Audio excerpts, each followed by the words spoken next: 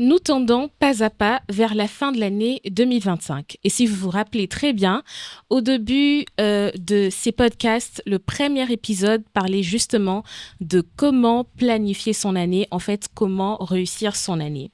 Il y a plusieurs études sociétales qui prouvent que à la fin de l'année, beaucoup de gens tombent dans des coups de blues, dans des déprimes et des dépressions parce qu'ils se rendent compte que la réalité n'est pas en phase avec les objectifs qu'ils s'étaient fixés au début de l'année.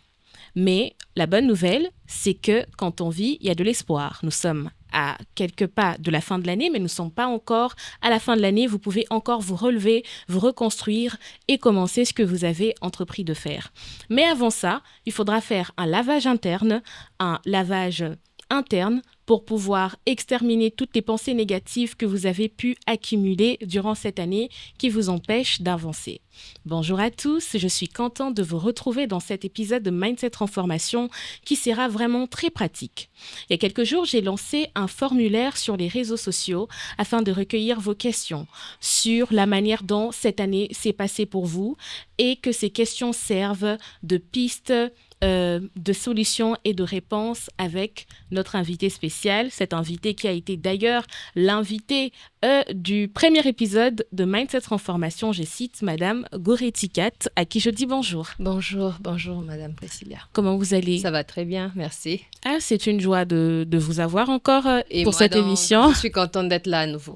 Alors, je veux encore la représenter parce que en chemin, il y a eu des gens qui se sont abonnés à la chaîne. D'ailleurs, je vous invite à vous abonner et à activer la cloche de notification. C'est vrai qu'il n'y a qu'un seul épisode par mois, mais ce sont vraiment des épisodes qui vous boostent, qui vous motivent et qui vous aident à changer votre mental. Madame Goretti Kat est formatrice en leadership et en entrepreneuriat, chef d'entreprise et chercheuse en communication. C'est tout? Oui, merci d'avoir présenté ça. Je suis chef d'entreprise, c'est-à-dire que je dirige une entreprise depuis janvier. Au moment où on a eu le podcast, j'ai pris des parts dans une entreprise sportive, je dirige un club sportif et ça fait 5 ans que je co-dirige un centre culturel, éducatif et sportif. En entrepreneuriat, je travaille pour Ovation. Ovation est un incubateur d'entreprises belges implanté un peu partout au monde et en RDC. Et j'ai aussi le plaisir de travailler en tant que consultante pour Ingenious City et Silicon Village. C'est-à-dire que le monde de l'accompagnement, écouter les jeunes et même les vieux, c'est vraiment mon monde. C'est vraiment mon monde. Et de temps en temps, je suis dans le développement personnel et le développement professionnel. Voilà, merci. C'était tout. Même c'était beaucoup, mais c'était tout. Vous avez retenu l'essentiel. Et donc, comme je le disais, aujourd'hui, vraiment, on va aller sur le cas pratique. Donc, il y a eu plusieurs personnes qui ont répondu aux questions que j'avais lancées dans le formulaire. Et donc, on va découvrir leurs réponses et avec votre expérience, vous pourrez apporter des réponses. Mais j'aimerais aussi préciser qu'aujourd'hui, je vais aussi prendre ma casquette de facilitatrice en développement personnel, car à certains moments, je vais aussi intervenir pour répondre à ces différentes préoccupations. Donc, on va prendre la première question qui était la suivante. As-tu atteint tes objectifs? Sinon, pourquoi? Alors, cette réponse m'intéresse beaucoup. Je signale vraiment que le questionnaire était hyper anonyme, donc on ne sait pas qui a répondu, c'était qui, on n'en a aucune idée. Ce sont les réponses qui comptent. Alors, cette personne a dit non, parce que la pression, la déception, la trahison m'ont dérouté. Il y a une autre personne qui a donné une question qui va aussi dans le même sens, une réponse qui va dans le même sens. Elle dit qu'elle n'a pas pu atteindre ses objectifs à cause de la déception, le manque d'opportunités et le manque d'argent. Je pense qu'on va d'abord se limiter là et vous allez donner des réponses par rapport à ça. Il y a quelque chose, c'est très intéressant, je pense, ce que les gens sont en train de dire. Et surtout, on n'est même pas encore à la fin de l'année que vous avez vraiment des impressions plutôt négatives pour votre année. L'année n'est pas encore terminée. On va prendre certains éléments. Déception signifie qu'il y avait des attentes. Il y a un autre point qui a été cité, je pense, manque d'opportunités. On va d'abord s'atteler sur les deux. je vais vraiment pas être moralisatrice ni quoi que ce soit, mais je vais inviter tout le monde. Les personnes qui sentent qu'elles sont déçues par rapport à quelque chose, elles avaient des attentes par rapport à quelque chose, mais tout à coup, les choses ne se passent pas comme... écoutez, la vie, et ça, c'est vraiment la vie. La vie, elle est comme ça. Je pense pas que dans notre vie, 100% de ce qu'on a planifié, c'est 100% des choses qui vont arriver. J'aimerais vous encourager vraiment, toutes les personnes qui sont déçues, à guérir, n'est-ce pas? Le processus de guérison peut être fait de plusieurs manières. On peut guérir en écrivant. On peut guérir en parlant à quelqu'un. On peut guérir en répondant à ce formulaire. Mais la déception est déjà arrivée. Est-ce que vous avez quelqu'un qu'il faudrait pardonner? Peu importe, mais j'aimerais inviter toutes les personnes qui font face à la déception à guérir. C'est d'ailleurs intéressant. Je pense que ça peut aussi aller répondre directement à la personne qui a parlé de la trahison. Donc, quand on parle de la trahison, certainement, il y a eu un problème avec un proche, quelqu'un qu'on estimait, et ça s'est très mal passé, on se sent trahi. Donc, je pense vraiment que la guérison, le fait de guérir, est la seule option qui se présente à cette personne. Oui, et puis il y a une chose, focus sur les objectifs. C'est vrai qu'on en parlait déjà au début de l'année, mais je me rends compte qu'il faudrait qu'on en parle encore maintenant. Focus sur les objectifs. Il y a de plus en plus des études qui démontrent que les personnes qui sont émotionnellement intelligentes vont beaucoup plus loin que les personnes qui sont simplement, qui ont un grand quotient intellectuel. Le quotient émotionnel est quelque chose de vraiment important pour progresser dans la vie. Et le quotient émotionnel, il vient régler des problèmes émotionnels. Et les problèmes émotionnels, je me suis rendu compte, Priscilla, que beaucoup de personnes n'ont jamais vraiment pris le temps de s'asseoir, d'aller même sur Google ou sur YouTube et taper intelligence émotionnelle. Il y a beaucoup de défis qui viennent dans nos vies, mais ce sont des défis émotionnels. Comment on relève un défi émotionnel avec de l'intelligence émotionnelle? Comment on relève un défi intellectuel avec de l'intelligence, avec son quotient intellectuel? On va chercher les maths ou quoi que ce soit, n'est-ce pas? Si vous avez des défis émotionnels, s'il vous plaît, peut-être qu'il est vraiment temps que avant que le mois de septembre ne termine, d'aller grandir un peu dans votre intelligence émotionnelle. Ça, c'est le premier point. Deuxième point, on va parler de santé émotionnelle. Nos émotions, on les entretient. Autant on prend soin de notre corps, autant on doit prendre soin de nos émotions. C'est-à-dire que parfois, il faut laver, oui, je vais utiliser ce terme, mais il faut se laver émotionnellement. Comment on fait ça? On prend un papier, un stylo, on écrit toutes les pensées négatives qu'on a. Comment on fait ça? On parle à quelqu'un qui nous a vraiment frustrés, on exprime les attentes qu'on a envers la personne. On pardonne une personne qui nous a trahis. Mais vraiment, on corrige toutes les choses dans notre vie qui sont en train de nous bouger émotionnellement. Je pense qu'il y a des personnes qui, avant de penser formation je dis vraiment, je cite, formation en informatique, il faut faire toutes ces formations je sais pas moi, en agribusiness et tout ça. Je vous demanderai de suivre au moins 2 vidéos d'intelligence émotionnelle. Peut-être que votre problème, les déceptions que vous avez accumulées, les difficultés, les challenges que vous avez difficiles à gérer, c'est aussi qu'au niveau de votre intelligence émotionnelle, vous ne savez pas encore comment dealer avec toutes ces choses. Alors, tu parles d'un terme qui est très intéressant et comme tu l'as dit, il y a très peu de personnes qui vont se former ou apprendre là-dessus. Est-ce que tu peux développer un peu, donc déjà, c'est quoi l'intelligence émotionnelle et aussi donner 2 pistes pour travailler là-dessus? Oui, l'intelligence émotionnelle, vraiment, il y a plusieurs définitions, mais pour faire simple, c'est vraiment toutes les aptitudes et les attitudes à savoir se connaître, se comprendre et interpréter les émotions, les ressentis qu'on a, savoir comprendre et interpréter les émotions, les ressentis, les réactions des autres. Je dis bien comprendre et interpréter, mais aussi savoir comment réagir aux circonstances, à notre ressenti, à nos émotions, aux ressentis et aux émotions des autres. Aussi savoir communiquer. Une chose est de sentir, de comprendre ce que vous sentez de la déception, de la trahison. Une autre chose est de savoir communiquer ça. Maintenant, l'objectif pour lequel on communique aussi dépend d'à quel point on est intelligent émotionnellement. Si on est trahi, peut-être qu'on peut vouloir communiquer en mode « tu vas sentir que tu m'as fait mal, je veux que tu comprennes ». Alors que quand on est émotionnellement intelligent, on va chercher à communiquer dans le but de guérir, pas de se venger, non, dans le but de guérir. Donc, vraiment, l'intelligence émotionnelle, c'est beaucoup d'éléments. L'intelligence émotionnelle, il y a toute une roue qui présente 16 degrés. Certaines roues, c'est 8, d'autres, c'est 7 degrés, 16 niveaux. Mais l'intelligence émotionnelle vous permet de gérer le stress. Parfois, ça enlève même complètement le stress dans votre vie. Il y a des gens qui ont un taux de stress élevé parce qu'ils n'ont pas assez d'intelligence émotionnelle. Deuxièmement, ça vous permet de gérer vos relations. Troisièmement, ça vous permet de gérer votre relation avec vous-même. Sur 100%, vous savez, je suis chef d'entreprise depuis quand même plusieurs années et pas que ça, je dirige, je fais beaucoup de choses. Le nombre de fois que j'aurais pu finir à l'hôpital... Le nombre de fois que j'ai eu envie de tout arrêter, mais l'intelligence émotionnelle vient vraiment me permettre de décider. Voici le défi. Comment je me positionne face à ce défi émotionnellement? Pas financièrement, pas techniquement. Comment émotionnellement je me positionne face à ce défi? Allez suivre quelques vidéos sur la question, allez suivre des formations sur la question. Certains d'entre vous, rien que 2 jours seulement de développement personnel sur le sujet, vous allez vous rendre compte que beaucoup de problèmes vont être réglés à la seconde. Exactement. Et pour poursuivre avec les réponses, il y a... Si tu me permets, il y avait aussi quelqu'un qui a parlé de manque d'opportunités. Exactement. Je pense qu'au début, on en a parlé. Ah oui, au premier épisode. Exactement. Je vous invite à aller suivre ce premier épisode. Vraiment. Vous allez vraiment y trouver beaucoup d'éléments de réponse. Mais allez-y, on vous écoute. Merci.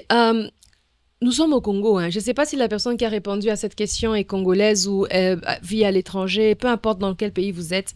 Mais en tout cas, moi, j'ai grandi et j'ai évolué dans un pays où il n'y a quasi pas d'opportunités. Et ce que j'ai développé comme compétence, j'insiste, c'est devenu une compétence. La capacité à se créer des opportunités. On saisit des opportunités je distingue, moi, personnellement, 3 types d'opportunités. Les opportunités disponibles. Les opportunités disponibles, elles sont là pour vous. Vous n'avez qu'à les saisir. Il y a les opportunités, il faudrait aller vers. Les opportunités aller vers demandent un petit peu d'effort. Par exemple, c'est une opportunité en anglais, il faut apprendre le français. Par exemple, il faudrait apprendre l'informatique pour pouvoir saisir cette opportunité. Ou encore, il faudrait créer une relation dans le milieu pour pouvoir accéder à cette opportunité. Donc, il faut vraiment faire attention parce que ça, c'est une catégorie d'opportunités qu'on peut ignorer. On peut dire, ça, c'est pas pour moi parce que j'ai pas le profil pour. Mais en vrai, ce genre d'opportunités, il suffit de modifier légèrement votre profil, vos compétences, et vous devenez la personne idéale. Ça demande un peu plus d'effort. 3e type d'opportunité, les opportunités qu'il faut créer. La personne qui a des problèmes de manque d'opportunités, heureusement que l'année n'est pas encore finie. Faut être violent. Il faut être violent. Les violences en emparent. Il faut être... Écoutez, écrivez des mails jusqu'à fatiguer les gens. Allez demander des stages là où on ne vous a pas appelé. Créez des business là où on ne vous attend pas. Mais certaines opportunités, on les crée. Nous sommes dans un environnement où s'il n'y a pas d'opportunité, écoutez, si vous dérangez les gens, au moins ils seront dérangés, ils vont vous donner ce que vous donnez. Il ne faut pas être là assis. Non. Et surtout, si vous savez que écrire j'ai l'honneur ne fonctionne pas, changez de stratégie. Allez voir pour ceux pour qui ça fonctionne. Allez voir les structures. J'ai créé une structure 1001 façon 2 qui est sur Facebook, sur Instagram, sur TikTok, sur LinkedIn. Notre objectif, c'est ça. On vient d'accompagner plus de 150 personnes virtuellement dans le monde entier et même au Congo, en Afrique, partout, sur leur développement personnel et leur développement professionnel. Parce que nous sommes tous dans le même environnement, mais il y a de ceux qui avancent. Et si vous voulez nous demander qu'est-ce qu'on fait, nous sommes violents. Et oui, ça, c'est vraiment un conseil qu'il faut prendre en compte. Il faut être violent, aller vers les opportunités. D'ailleurs, dans le même ordre d'idées, je dirais, il faut aussi apprendre à faire du bénévolat.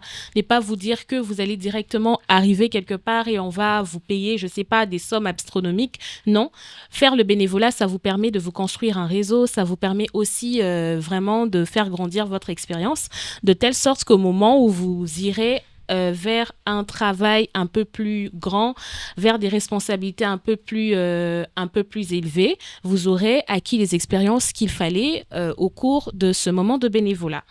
Donc, on va continuer. Il y a une réponse qui m'a vraiment intéressée.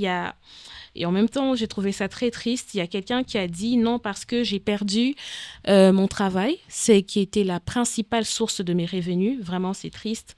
Je ne sais pas qui c'est, mais vraiment désolée, toute ma compassion. Et il y a aussi quelqu'un qui a parlé non par manque de constance. Quelqu'un qui a dit qu'il manquait de constance. Et il y en a une autre qui a dit qu'elle n'a pas atteint ses objectifs parce qu'elle manque de confiance en elle. Et la peur d'échouer l'empêche d'aller jusqu'au bout. Ok. La personne qui a parlé de manque de constance, je vous aime bien, qui que vous soyez. Et celle qui a parlé de manque de confiance aussi, vous savez déjà quels sont les problèmes que vous avez. Et Ça, c'est très important. Exact. Et avant qu'on ne revienne à la personne qui a perdu son emploi, tu sais, Priscilla, avant, je me trouvais très indisciplinée. Et beaucoup de gens me disaient, mais Madame Goretti, tu es super concentrée, tu fais beaucoup de choses. Mais je me sentais très indisciplinée parce que je manquais de constance sur beaucoup de choses. Et j'ai découvert une chose. Nous ne fonctionnons pas de la même façon. Il y a des personnes qui, d'elles-mêmes, elles peuvent faire un plan et accomplir ce plan. Il y a des personnes qui ont besoin d'un environnement. Il y a des personnes qui ont besoin d'être entourées de gens. Par exemple, moi, étant ce qu'on appelle une leader née, j'ai besoin de créer un espace pour d'autres personnes et les accompagner. Et étant donné que dans mon principe de leadership, si j'accompagne quelqu'un dans un domaine, je dois être au moins 2 fois plus que cette personne, je suis obligée de créer un espace. Et la raison qui va me maintenir constante, c'est parce que je sais que je le fais pour quelqu'un d'autre. J'ai découvert que c'est ça qui fonctionne pour moi. Je ne me sens pas... Si je fais un plan pour moi, par exemple, je vais lire 15 livres, juste pour moi, dans 3 jours, je vais arrêter. Parce qu'il n'y a pas une forte motivation derrière. Mais si après, je crée un groupe pour que des jeunes puissent grandir en lecture et que je leur dis, lisez 5 livres, je vais en lire 10. C'est ça qui fonctionne pour moi dans ma nature de leader. Mais il y a d'autres personnes qui ont besoin d'avoir des amis, de lancer un challenge, de se dire, j'ai des amis avec qui on discute, on lit. Il y a des personnes qui ont besoin de changer carrément de réseau, de rejoindre un réseau qui va les booster. Les personnes qui manquent de constance, il faudrait un peu voir qu'est-ce qui fonctionne pour vous. Il faut tester beaucoup de choses. Est-ce qu'il faut se récompenser, etc., etc. La personne qui manque de confiance en elle, aujourd'hui, il y a plein de contenus qui parle de comment augmenter notre confiance en nous-mêmes. Mais je pense que rien ne vaut le fait de se lancer, d'accomplir quelque chose soi-même. Généralement, la confiance en soi, il faut faire une distinction entre estime de soi, déjà connaissance de soi, estime de soi, confiance en soi et affirmation de soi. Ces 4 choses ne sont pas les mêmes. Mais si c'est vraiment un problème de confiance en soi, accomplir quelque chose de vous-même, quelque chose que vous présentez à un public, ça augmente votre confiance en vous. Que ce soit un public sur TikTok ou sur Facebook, peu importe, accomplissez quelque chose, présentez ça à un public, ça va tout à coup rehausser votre confiance en vous. Sinon, il y a plein de coachs, il y a plein de ressources sur Internet. Tout mon soutien à cette personne qui a perdu son emploi, vraiment. Tout mon soutien. Toujours en parlant d'elle, parce qu'on va entamer l'autre question qui dit « As-tu accumulé de blessures au cours de l'année donc que tu n'aimerais pas ramener en 2026 ?» Alors, la personne a parlé de la perte, j'ai identifié parce que c'est encore revenu, donc la perte de mon emploi d'une manière assez brusque. C'est l'une des choses qui m'a mise vraiment par terre moralement, physiquement, etc. Cette personne a déposé des candidatures d'emploi sans succès jusqu'à ce qu'un jour, une dame lui dise comme ça, en face, vous n'avez juste pas encore une expérience professionnelle qui vous rende employable. Et vous n'avez pas encore la maturité professionnelle. Alors, il dit qu'il était tellement choqué, brisé et blessé après tant d'efforts fournis sur lui-même, sans compter des endroits où il a travaillé dans le passé. Déjà, tous nos encouragements à cette personne, vraiment de cœur. avec vous parce que parfois, c'est même pas vous le problème, parfois, c'est le système le problème. Parfois, il faut qu'on se dise, on est dans un pays très compliqué et parfois, le système fait en sorte que même des personnes très compétentes n'arrivent pas à accéder aux opportunités. Maintenant, si je puis partager quelque chose à ce sujet, parfois, être compétent n'est pas suffisant. On est dans un environnement où être compétent n'est pas suffisant. Exactement. Beaucoup de personnes sont compétentes, Mhm. énormément, mais il y a d'autres compétences, d'autres aptitudes qui viennent tout jouer. Par exemple, le personal branding. Mhm. Vraiment, faut pas avoir peur de se faire connaître, de se créer une communauté. Parfois, ça joue en notre faveur. Mhm. Faut pas non plus avoir peur quand vous manquez d'emploi comme ça, d'aiguiser certains talents. Mhm. Ça peut vous ouvrir des portes qui vont ouvrir les portes auxquelles vous avez accès. Mhm. Vous êtes peut-être dans une période de chômage et nous sommes de tout cœur avec vous. Mais qu'est-ce que vous pouvez faire en cette période qui vous rend vraiment épanoui, qui vous guérit, n'est-ce pas? L'épanouissement ne vient pas que financièrement. D'ailleurs, il y a beaucoup de personnes qui ont un bon travail et qui manquent vraiment certains éléments pour les rendre épanouis. Est-ce que, essayez de revoir, est-ce que c'est pas une bonne période pour refixer certaines choses dans votre vie? Vraiment, la personne qui traverse ça. Est-ce que vous ne pourriez pas prendre peut-être ce mois pour s'asseoir et revoir un peu quelle nouvelle direction vous voulez donner à votre vie, de telle sorte qu'elle ait encore plus de sens pour vous et si vous croyez en Dieu, pour Dieu. Deuxièmement, être compétent, nous sommes dans un écosystème malheureusement où il y a beaucoup de personnes compétentes. Votre réseautage, comment il est? Les gens qui disent que pour avoir du travail, il faut avoir des relations. Oui, mais attention, nous ne sommes pas nés avec ces relations-là. Nous tous, nous sommes allés les créer. Je vous recommande de commencer à travailler sur votre réseau. Deuxièmement, il faut faire attention. J'ai vu beaucoup de gens qui m'ont dit, j'ai beaucoup travaillé sur moi-même. Mais le développement professionnel, il est différent. Écoutez, je vais être rapide pour ne pas abuser à cette question. Quand on veut commencer du développement professionnel, on fait ce qu'on appelle une cartographie du marché professionnel. On fait d'abord une cartographie du marché professionnel pour identifier 3 choses. Les besoins du marché, les attentes du marché et les demandes du marché. Les demandes du marché, ce sont les offres d'emploi claires. Vous allez sur LinkedIn, vous voyez, il y a telle offre d'emploi, il y a telle offre d'emploi. Vous allez sur les pages qui parlent d'emploi, vous voyez. Ça, c'est des demandes. On cherche tel profil et tel profil. Ensuite, il y a les attentes du marché. Le marché se dit que si vous voulez travailler dans tel poste, il faut avoir telles compétences, telles expériences et telles expériences. Maintenant, il y a les besoins du marché. Les besoins du marché ne sont pas toujours les demandes du marché. Parfois, le marché n'est même pas conscient qu'il a ce besoin-là. Ce qu'il faut faire, c'est qu'il faut identifier les besoins du marché, qu'ils soient demandés ou pas, et puis travailler à remplir les attentes du marché avec une avance d'au moins 2 ans. Il y a beaucoup de compétences qui ne sont pas très demandées ici, aujourd'hui dans notre contexte, mais d'ici 1 an, 2 ans seront... Si vous ne les avez pas, vous êtes simplement illettré professionnellement. Et donc, ce qu'il faut faire, c'est vous vous asseyez, vous prenez un papier et un stylo. Je disais qu'on a fait faire pour plus de 150 jeunes des ateliers de développement professionnel. Il faut vraiment faire ça avec des bonnes personnes. Il faut faire un processus de développement professionnel. Faites une cartographie du marché. Le marché demande quoi en ce moment? Le marché a quelles attentes? Les demandes du marché, est-ce que je remplis les attentes? Mais enfin, le marché a besoin de quoi? Et d'ici 1 an ou 2 ans. Soyez toujours en avance d'1 an ou 2 ans en termes de compétences sur le marché. On va vous chercher. Dans notre contexte à nous, Congolais, mieux vaut être surcompétent que pas assez compétent, n'est-ce pas? Les surcompétents sont payés au niveau simplement d'être compétents parce qu'il y a trop d'offres, il y a trop de propositions, il y a trop de demandes d'emploi, mais pas assez d'offres. Vraiment, ce que je vais vous recommander, c'est faites un processus sérieux de développement professionnel avec quelqu'un qui connaît et qui comprend le marché professionnel congolais.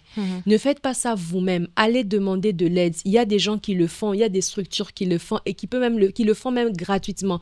Parfois, vous payez un petit prix, je ne sais pas, c'est $10, $20, ça en vaut la peine, n'est-ce pas? Donc, bon courage à vous et lancez-vous dans un processus de développement professionnel sérieux, n'est-ce pas? Ouais. Et d'ailleurs, tu étais en train de parler d'épanouissement, d'être heureux, etc.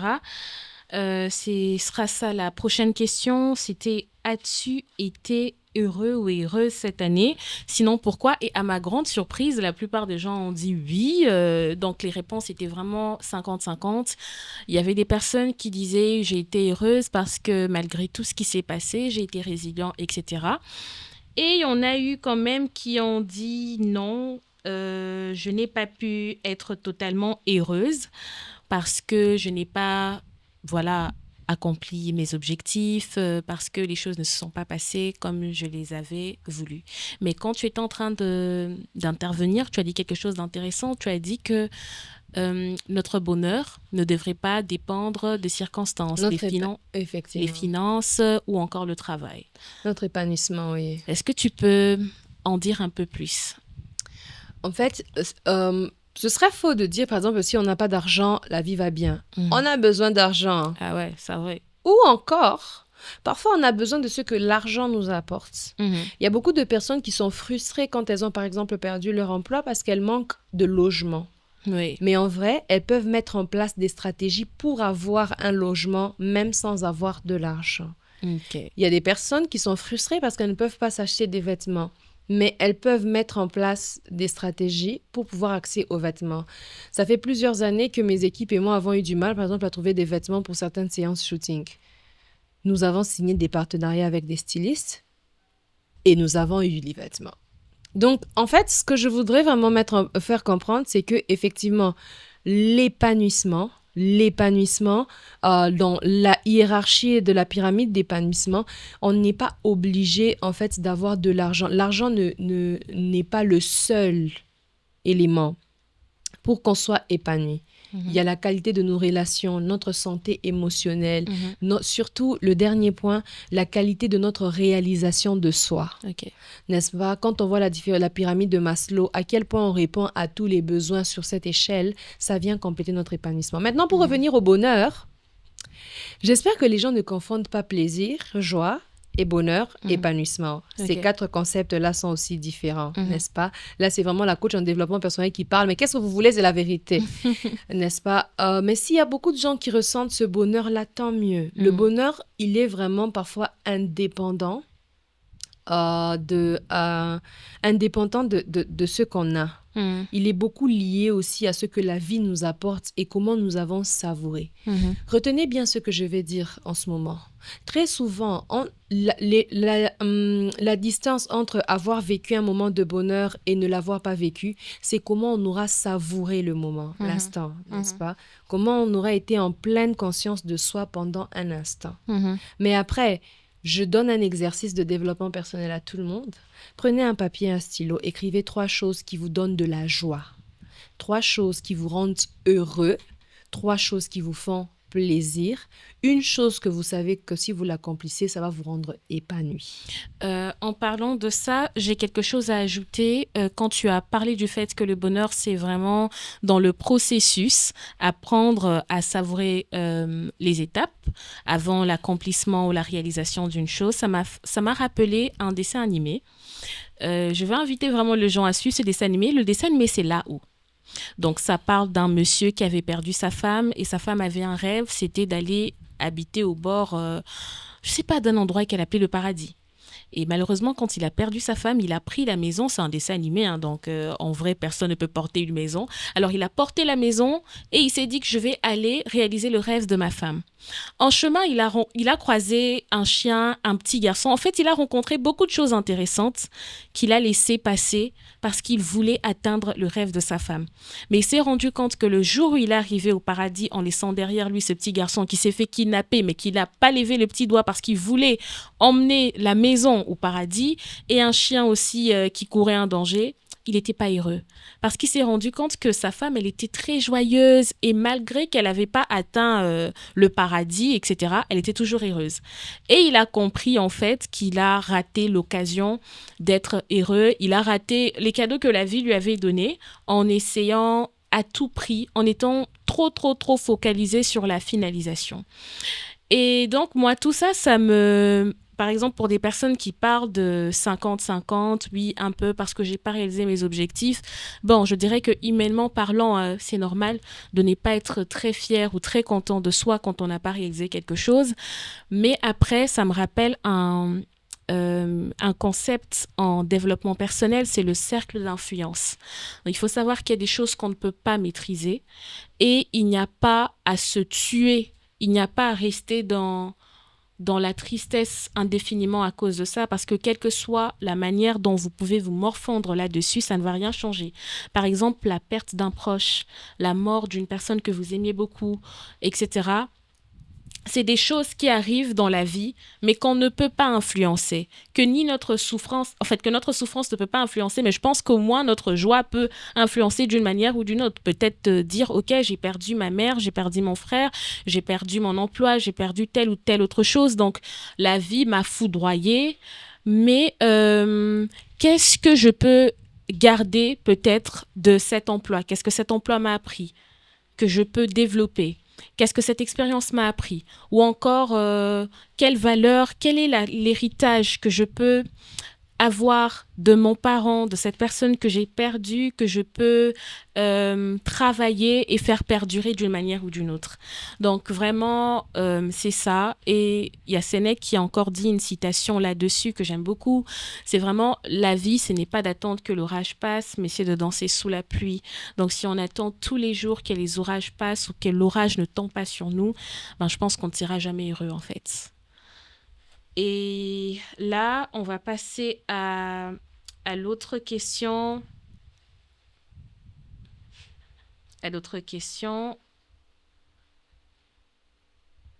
C'était quelle pensée négative t'a empêché d'aller plus loin cette année? Et donc, il y a une personne qui dit la comparaison. Il y a une autre qui dit la peur de ne pas être à la hauteur.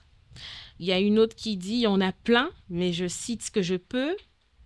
Donc, j'ai peur, c'est encore n'est pas être à la hauteur, hein, parce que quand il dit n'est rien faire de grand, donc c'est vraiment n'est pas être à la hauteur. Je ne suis pas assez présentable, ça c'est la même personne qui dit qu'il a peur de ne rien faire de grand et il se dit qu'il n'est pas assez présentable. Il n'a pas, ou il ou elle n'a pas une belle voix, parce que là, on commence à se poser un peu de questions quand on parle de la belle voix. Cette personne a aussi peur de faire face à des obstacles et au combat spirituel. J'ai trouvé ça intéressant.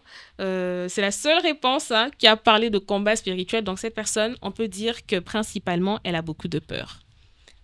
Oh, courage, vraiment. Courage à cette personne. Donc les réponses s'y résument vraiment à la peur de ne pas être à la hauteur, la peur de l'échec et le manque d'estime de soi, carrément. Effectivement, il y a vraiment, en entendant ces réponses, on sent vraiment un certain manque d'estime de soi. On sent vraiment que cette personne n'aime pas sa voix, elle a peur de ceci, elle a peur des combats, elle a peur de certains défis. Fichtre, et si on changeait de peur? Je pense, Priscilla, on en a déjà parlé ensemble. Je ne sais pas si on en a parlé le podcast dernier, mais il y a des gens, par exemple, qui ont peur de réussir, qui n'ont plus peur de l'échec. Il y a des personnes qui sont tellement conscientes qu'elles peuvent réussir, tellement conscientes des défis qui peuvent arriver au moment où elles vont réussir, que la seule crainte maintenant qu'elles ont, c'est plutôt la peur de la réussite. Pourquoi je parle de la peur de réussite pendant qu'il y a quelqu'un qui vient d'expliquer comment il a peur de ne pas être à la hauteur? Peur. S'il vous plaît, faites un nettoyage de vos pensées. Je pense que beaucoup de personnes auront besoin de travailler sur leur santé émotionnelle. Faites un nettoyage de pensées. Prenez un papier et un stylo, écrivez toutes ces pensées négatives. Guérissez de ça, écrivez. Et vraiment, le nettoyage de pensée, c'est un bel exercice de développement personnel. Ensuite, on fait des affirmations.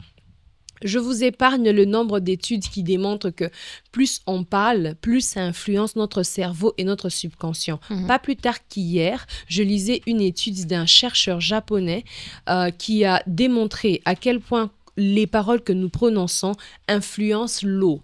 L'eau. La recherche a démontré qu'on a mis 2 quantités d'eau à part. Peut-être qu'on pourra mettre en description le lien vers l'étude. Et l'une des bouteilles d'eau, on disait des phrases positives et l'autre, on disait des phrases négatives. On a congelé ces eaux et on les a observées au microscope. Je vous assure que l'une était chaotique, l'autre était magnifique. C'est scientifique. C'est scientifique, c'est pas de la magie. Non, c'est scientifique. C'est vraiment de la science. Et maintenant, l'être humain est constitué à 70% d'eau. Donc, quand vous parlez, vous dites ou que vous pensez à... Ne pas être capable, ne pas être à la hauteur, ne pas être présentable, ne pas faire de grandes choses. C'est le même effet qui se répercute. Exactement. Et c'est pour ça que vous vous rendez compte que quand vous regardez dans le miroir, vous avez l'impression que vous n'êtes pas capable, vous n'êtes pas ceci. L'être humain change. L'être humain change. L'être humain a cette merveilleuse capacité de grandir, de glow up, de level up. L'être humain a cette capacité-là. Nous venons de loin. Si nous tous devons raconter nos témoignages ici, les gens seront choqués. Ouais. Vraiment, les gens se diront, est-ce la même personne? Alors, je lance un défi à cette personne qui a toutes ses peurs. On vous laisse 3 mois. 3 mois pour devenir la personne que personne n'avait rêvé que vous serez. Petite prévention pendant votre processus de développement personnel. Nous sommes tous passés par là. Ça va pas, tu as changé ces derniers temps. Est-ce que tu es fou? Pourquoi tu fais des affirmations tous les matins? Tu te réveilles avec un papier, un stylo, dire « je suis belle » alors que tu vois très bien que tu l'es pas. Tu sais que... Mais le cerveau retient que vous avez dit que vous êtes belle. Vous allez vous retrouver à commencer à aller faire des photoshootings alors que ce n'était pas dans votre habitude. Vous allez vous retrouver en train de faire du gommage alors que vous ne saviez même pas c'est quoi le gommage au début. Tout à coup, vous allez vous rendre compte que Instagram vous balance des choses. Vous commencez à liker des choses qu'avant, vous ne vous seriez même pas intéressé. Comment prendre soin de votre peau, etc., etc. Comment vous habiller selon votre morphologie, etc., etc. L'être humain change. Et donc, je lance un défi vraiment à tous ceux qui ont l'impression que je ne suis pas assez, je ne suis pas assez, je ne suis pas assez. 3 mois. 3 mois, mais attention, on ne change pas à la fin des 3 mois. On change aujourd'hui et ça se manifeste tous les jours un peu plus durant les 3 mois. C'est-à-dire qu'à partir d'aujourd'hui, je décide d'être quelqu'un de présentable. Je n'ai que 3 vêtements dans ma valise, mais à chaque fois que je porterai, je ferai en sorte que je sois présentable.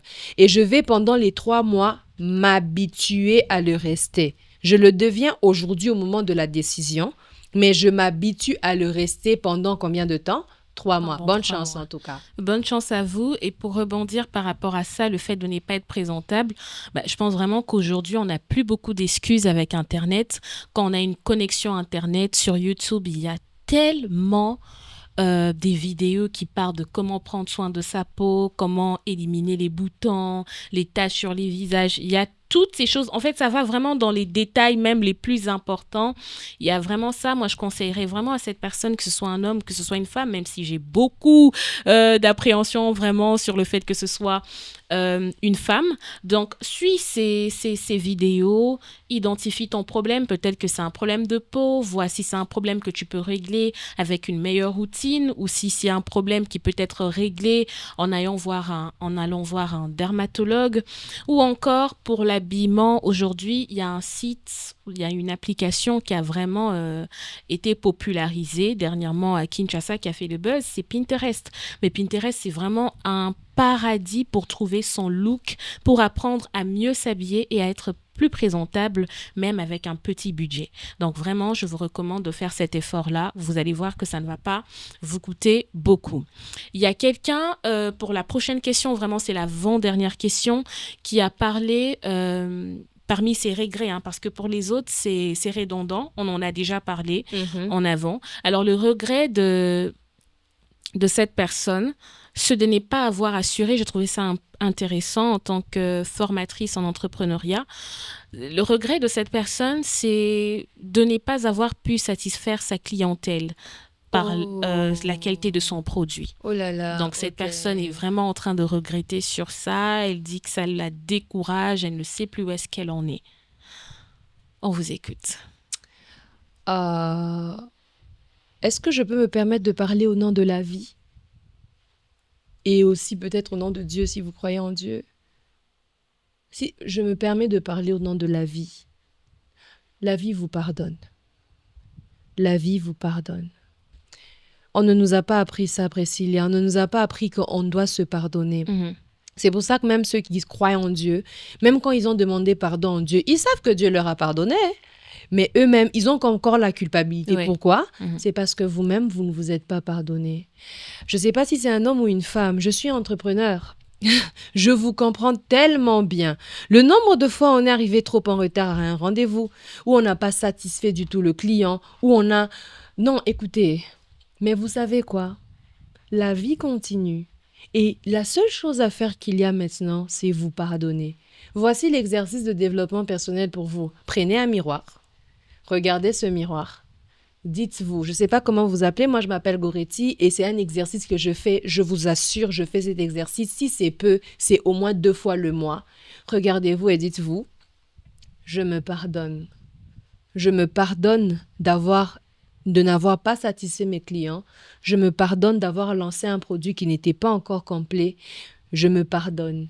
Est-ce que ça sera parfait la prochaine fois? Certainement, parce que je donnerai le meilleur de moi-même. Peut-être que même pas, je vais encore avoir certains problèmes. Mais pour aujourd'hui, je me pardonne. Et je prends tous ces défis, je donne ça à Dieu, j'avance. J'avance. Prenez votre problème, mettez ça à terre, pardonnez-vous. La vie est devant. On y va. Il y a des belles choses qui vous attendent. Vous allez commettre encore beaucoup d'erreurs dans la vie. Vous allez accumuler toutes les erreurs et toutes les culpabilités dans votre chemin? Non. Pardonnez-vous et on avance. Pardonnez-vous et on avance. Alors, pour aussi avancer de notre côté, la dernière question que j'ai posée dans ces formulaires, c'est qu'est-ce que tu souhaites accomplir ou commencer durant ces derniers trimestres de l'année? Alors ça m'a fascinée. Je pense vraiment que c'est... Je vous invite à suivre le premier épisode avec Madame Goretti-Cat. Ça va vraiment vous donner plusieurs éclaircissements, surtout par rapport au projet que vous voulez lancer. Alors, il y a des gens, je veux vraiment citer les réponses parce qu'elles se ressemblent aussi beaucoup. Ah, ça c'est intéressant. Il y a quelqu'un qui dit « Je souhaite commencer à dire la vérité sur tout le plan. » Génial. Parce qu'elle regrettait aussi d'avoir beaucoup menti. Très bien, ça c'est un bon regret. Je ne sais pas, mais elle regrettait vraiment d'avoir beaucoup menti. C'est une très bonne décision. Excellente décision. Construire un nouveau business intelligemment. Bien joué.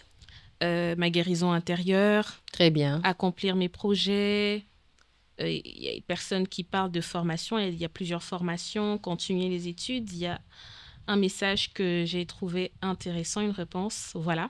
Et la personne dit « Je souhaite que mes chantiers puissent voir le jour et que mon projet de la pisciculture puisse aussi voir le jour. » Bonne chance en tout cas, génial. En 3 mois, je trouve quand même que c'est très costaud. Ah, oui, et j'ai peur que cette personne retombe encore à la fin de l'année dans les regrets, dans les « oh, j'ai pas été à la hauteur » parce qu'elle n'a juste pas su respecter les étapes de la construction d'un projet, c'est-à-dire que ce soit smart, spécifique, mesurable, atteignable, réaliste et temporel.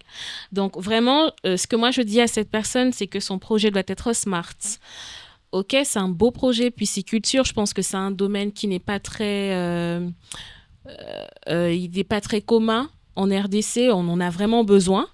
Mais si cette personne n'a pas encore toutes les ressources nécessaires, il faudrait qu'elle commence certainement step by step. D'ailleurs, tu peux approfondir là-dessus parce que tu es coach en entrepreneuriat, formatrice. Oui, c'est vrai qu'il y a quand même pas mal de personnes en pisciculture en RDC, mais c'est pas très populaire au milieu de la jeunesse, on peut se dire. C'est pas très, très populaire. C'est pas comme le digital, la communication. Ou l'agro-business, etc., etc. Mais je suis d'accord vraiment, comme tu le dis, qu'il faudrait avoir des objectifs smart. Et puis, chers entrepreneurs ou chères personnes qui se lancent en entrepreneuriat, il y a un concept qu'on appelle le MVP, le produit minimum viable. Le MVP, et même il y a une méthode qu'on appelle la méthode Lean Startup. Permettez-moi de le dire vraiment en cours. Le MVP, c'est le fait de créer une version minimale du produit ou du service qu'on veut mettre sur le marché, mais qui comprennent le maximum de propositions de valeur. La proposition de valeur, c'est ce que le client va tirer, les avantages que le client tire de votre produit ou votre service. C'est ce qu'on appelle proposition de valeur. Donc, le MVP, on recommande à tout entrepreneur, avant de lancer un business, lancez d'abord votre MVP. C'est-à-dire que si vous voulez, par exemple, faire 2 hectares de riz, au lieu de faire 2 hectares, faites d'abord 2 plates-bandes de riz. Vraiment sur 10 mètres, 10 mètres. Voyez comment c'est difficile de faire du riz. Voyez comment c'est exigeant. Découvrez comment on vend ce riz. Découvrez comment les clients achètent. Faites d'abord un MVP. Si c'est du yaourt, au lieu de prendre les $100 que vous avez et de faire tout, faites d'abord du yaourt pour $20. Voyez comment le marché réagit. Voyez les erreurs, etc., etc. Quand vous aurez corrigé des leçons, ne passez pas non plus directement aux $100. Prenez encore $20. Vendez encore pour $20. Mais à chaque fois, corrigez quelque chose. Apprenez quelque chose. Peut-être que pour vous, ça va faire 3 fois. $20, $20, $20. Au bout de $60, vous vous rendez compte que je maîtrise maintenant le marché. Vous prenez ce que vous avez gagné des 60, plus les 40 qui restent. Maintenant, vous vous lancez à plein temps. Donc, soyons smart. Pour cette période de ce quadrimestre, le dernier trimestre de l'année, pourquoi pas lancer juste un MVP? Et si vous avez plusieurs chantiers, s'il vous plaît, à moins que vous ayez plusieurs assistants, choisissez-en un seul. Lancez un MVP. Et la méthode Lean Startup, c'est cette méthode qui dit que vous lancez une version sur le marché, vous voyez les réactions du marché, vous le reprenez, vous corrigez. Vous lancez la version corrigée, vous voyez les réactions du marché, vous prenez, vous corrigez. C'est comme ça que vous vous rendez compte qu'on a des Samsung X, Y, Z qui naissent ou encore des Apple versions. Pourquoi? C'est vraiment, on écoute le marché, on améliore. Et même, je répéterai encore cette phrase de Zuckerberg que j'aime énormément. Nous n'offrons pas de meilleurs services pour gagner plus d'argent. Nous gagnons plus d'argent pour offrir de meilleurs services. Donc, gardez plutôt cette façon de voir les choses et please, soyons réalistes dans les objectifs. Pour celle qui a décidé d'arrêter de mentir, vraiment, courage, je vous soutiens dans cette décision. Se taire, ça fonctionne aussi. Oui, parce que parfois on ment parce qu'on a le besoin, il y a plusieurs raisons, mais il y a des moments où vous pouvez décider de vous taire. C'est pas non plus que vous êtes obligé de devenir l'honnêteté incarnée. Le silence, ça fonctionne aussi. Vous ne dites rien, vous ne cherchez pas à vous défendre, vous ne cherchez pas nécessairement à dire la vérité, mais vous ne dites rien. Vous parlez pour apporter un plus. Si vous sentez que ce que vous allez dire ne va pas apporter un plus, vous pouvez simplement vous taire, n'est-ce pas? Et aussi, j'aimerais ajouter quelque chose par rapport à ça. Il y a des personnes qui ont parlé de finir leur formation. Je sais que parfois, quand on entame une formation, on veut vraiment la finir, mais il peut avoir des obstacles financiers, encore une fois, comme Madame Goretti l'avait dit. Trouvez des stratégies pour vous en sortir. J'ai parlé d'Internet. Peut-être que tu te dis, je vais finir une formation en marketing digital, mais dans le parcours, les ressources financières ne répondent plus. Allez continuer à vous former sur YouTube, allez sur des sites comme Coursera, allez sur Open Classroom, allez sur des sites où vous pourrez suivre des formations brevetées d'ailleurs, mais gratuites. Suivez des vidéos sur YouTube, sur Instagram, il y a plusieurs content creators qui donnent des mini-formations gratuites comme ça. Donc, ne vous limitez pas, « Oh, l'objectif n'a pas marché comme je le voulais » et puis on rentre dans la déprime, la dépression, mais trouvez vraiment des stratégies pour atteindre vos objectifs, mais surtout pour rester heureux. Alors, on est arrivé à la fin de cette émission. S'il te plaît, je sais qu'on est à la fin, mais vraiment pour clôturer avec ce que tu es en train de dire, est-ce que je peux... C'est un livre comme un autre, la Bible. Il y a un passage de la Bible que j'aime beaucoup, Ecclésiaste 9:10, qui dit ceci: « Tout ce que ta main trouve à faire, fais-le avec ta force. Ce passage biblique m'a beaucoup inspirée parce que ici, il ne s'agit pas de ne pas réaliser l'objectif, surtout parce que j'ai entendu que quelqu'un avait des problèmes de moyens. Oui. Non, ici, c'est se dire, avec les moyens que j'ai, comment je réalise mon objectif. Peut-être vous vous dites que, bon, je veux me lancer en musique, je dois trouver un studio, le studio coûte cher. Prenez votre téléphone, faites un a cappella, enregistrez, mettez sur TikTok. On a vu un nombre incalculable de personnes qu'on a découvertes comme ça par une simple vidéo TikTok ou des petites vidéos qu'ils ont repris. Donc, vous voulez vous lancer, je veux un grand atelier pour devenir une styliste. Écoutez, prenez déjà les pagnes. Pourquoi pas vous faites... Prenez déjà des pannes que vous avez dans votre maison, concevez quelque chose, exposez ça. Donc, la question n'est pas, je n'ai pas de moyens. Tout le monde a un certain niveau, un minimum de moyens. La vie est un moyen. Les amis, les partenaires, les personnes qu'on a autour de nous sont des moyens. Alors, ici, il ne s'agit pas de comment je fais pour accomplir toutes ces choses en 3 mois. Non, non, non, non, non. Avec ce que j'ai, comment j'y arrive, même si ça sera une version minimale, un MVP, alors on le fait quand même, mais avec ce qu'on a. Donc, on va le faire quand même avec ce qu'on a. Le dernier trimestre de l'année, on va changer.